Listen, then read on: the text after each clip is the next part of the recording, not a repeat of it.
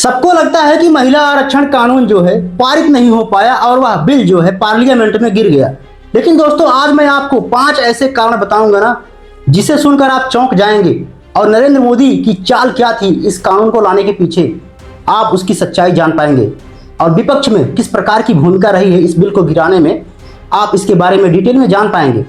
और आप जान पाएंगे कि आखिर नरेंद्र मोदी किस प्रकार की साजिश महिलाओं के खिलाफ रच रहे थे, किस प्रकार से अपनी वोट बैंक बचाने के चक्कर में इस बिल को ला रहे थे। आइए देखते हैं कि आखिर पूरा मामला क्या था। जैसा कि दोस्तों आप सभी को पता होगा कि महिला आरक्षण कानून बिल जो है पारित कराया जा रहा था ताकि उसमें संशोधन हो सके और उसके लिए जो है 2/3 बहुमत का होना आवश्यक था। इतना तो आपको शायद पता होगा, लेकिन सरकार जो है 2/3 बहुमत साबित नहीं करा पाई। और आखिर क्यों नहीं साबित करा पाई, आखिर इसके पक्ष में इतने ज्यादा लोग क्यों नहीं थे कि यह बिल जो है पूरी तरीके से पारित नहीं हो पाया और लगभग 298 वोट विरोध में पड़े और इसके सपोर्ट में लगभग 230 वोट ही पड़ पाए थे। और इसके लिए विपक्षी पार्टियों ने सबसे बड़ा आरोप सरकार पर यह लगाया कि भाई साहब आप जो है पहले महिलाओं का सम्मान करना सीखिए, उसके बाद जो है हम इस बिल के समर्थन में वोट करेंगे। और कल्याण सिंह बनर्जी का यह दावा था कि भाई साहब आप यूपी में 50% टिकट महिलाओं को दीजिए, हम जो है तैयार हैं इस जो है बिल को पारित करवाने में आपका साथ देंगे। इसके अलावा कल्याण सिंह बनर्जी ने यह भी कहा कि 2027 में जो चुनाव होने वाला है यूपी में उसमें 50% टिकट जो है महिलाओं को दिया जाए। ऐसे कई सारे आरोप जो है, ऐसे कई सारे दावे जो है विपक्षी पार्टियों के द्वारा किया जा रहा था कि सरकार भाई साहब पहले ये करिए, नरेंद्र मोदी जी पहले आप ये करिए, उसके बाद जो है हम आपको बिल को जो है पारित करवा देंगे। बहरहाल दोस्तों आइए देखते हैं कि सरकार आखिर इस बिल को क्यों पारित करवाना चाहती थी और नरेंद्र मोदी ने जो कल जो है अपना भाषण दिया था, राष्ट्र को संबोधित किया था, उसमें जो है क्या उन्होंने कुछ दावे किए हैं। जैसा कि दोस्तों आप सभी को पता होगा कि राज्यसभा और लोकसभा में जो महिलाओं की संख्या है वह बहुत ही ज्यादा कम है। इसके अलावा जो 242 सांसदों में लगभग 41 केवल महिलाएं हैं और इसके अलावा राज्यसभा की बात करें तो 106 सांसदों में केवल 18 महिलाएं हैं। तो आप इस बात से अंदाजा लगा सकते हैं कि किस प्रकार से महिलाओं की संख्या सदन में, पार्लियामेंट में बहुत ज्यादा कम हो गई थी और इसी वजह से सरकार यह चाह रही थी कि लगभग 33% जो है सीटें महिलाओं के लिए रिजर्व कर दिया जाए। मतलब आप समझ सकते हैं कि लगभग 3 व्यक्तियों में से, 3 सांसद में से लगभग 1 महिला सांसद होना चाहिए। मतलब अगर 3 व्यक्ति हैं तो उसमें से 1 महिला सांसद हो और 2 जो है आदमी हो और 1 जो है महिला हो। इसी बात को लेकर जो है सरकार ने यह बिल जो है पारित करवाना चाहता थी सरकार,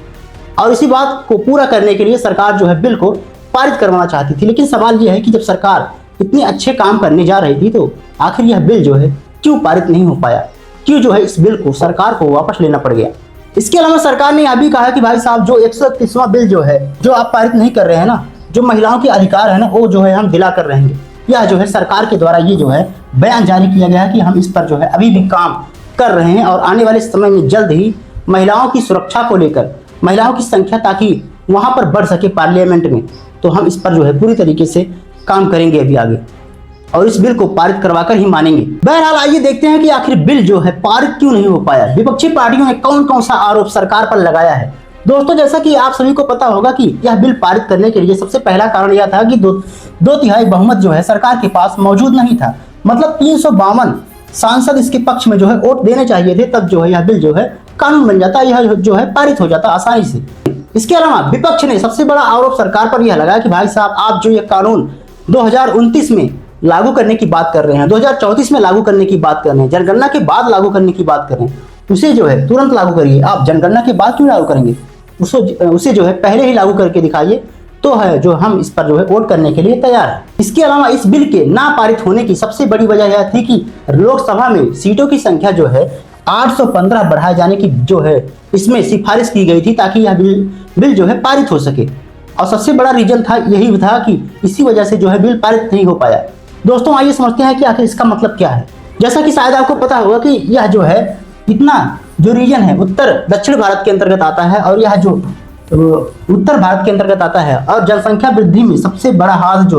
उत्तर प्रदेश का देखा जाता है, उसके बाद बिहार का, मध्य प्रदेश का। मतलब जनसंख्या नियंत्रण में सबसे ज्यादा भूमिका अगर किसी ने निभाया है तो वह जो है साउथ इंडिया के लोगों ने निभाया है, क्योंकि वहां के लोग सबसे ज्यादा शिक्षित हैं भारत में। इसी वजह से जनसंख्या वृद्धि को नियंत्रण करना उनके लिए एक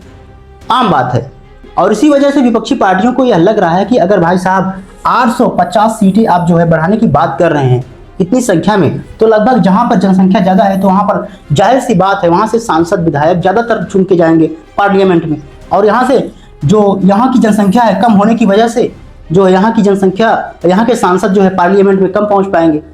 और इसी वजह से यह बिल जो है पारित नहीं हो पाया और ठंडे बस्ते में चला गया। क्योंकि विपक्षी पार्टियों को लग रहा था कि भाई साहब यह उत्तर भारत और दक्षिण भारत को बांट सकता है, यह कानून जो है उत्तर भारत और दक्षिण भारत में भेदभाव कर सकता है और इसी वजह से जो है कई सारे सांसदों ने इस पर वोटिंग करने से मना कर दिया। इसके अलावा दोस्तों आप सभी को पता होगा कि लोकसभा में लगभग 543 जो है इसमें मेंबर हैं और 850 बढ़ाने की जो है डिमांड की जा रही थी। जाहिर सी बात है कि अगर जो है 800 सीटें जो है इसमें जो सीटें बढ़ेंगी उसको बढ़ाने के लिए सांसद और विधायक आपको चुनने पड़ेंगे और सांसद विधायक ज्यादातर वहीं से चुने जाते हैं जहां पर जनसंख्या ज्यादा होती है, क्योंकि जनसंख्या के हिसाब से ही सीटों का बंटवारा होता है और जब जहां पर जनसंख्या कम रहेगी तो वहां जाहिर सी बात है कि सीटों का भी आवंटन कम होगा। इसी वजह से इस पर कई सारे सांसदों ने इस पर वोटिंग करने से मना कर दिया और ये बिल जो है पूरी तरीके से पारित नहीं हो पाया, मतलब फेल हो गया, यह बिल जो है गिर गया। और सरकार इसी बात को लेकर जो है कल एक बहुत बड़ा जो है बयान जारी किया था राष्ट्र को संबोधित करते हुए कि भाई साहब विपक्ष ने महिलाओं का सम्मान नहीं किया, बिल को पारित कराने में हमारी भूमिका जो है उसमें साथ नहीं दिया। बाकी दोस्तों आपको क्या लगता है कि सरकार जो करने जा रही थी वह सही था? विपक्ष ने जो है दमखम दिखाया है सरकार के विरोध में, क्या वह सही था? कमेंट बॉक्स में फिर जरूर बताइएगा। मिलते हैं अगली वीडियो में, तब तक के लिए जय हिंद जय भारत।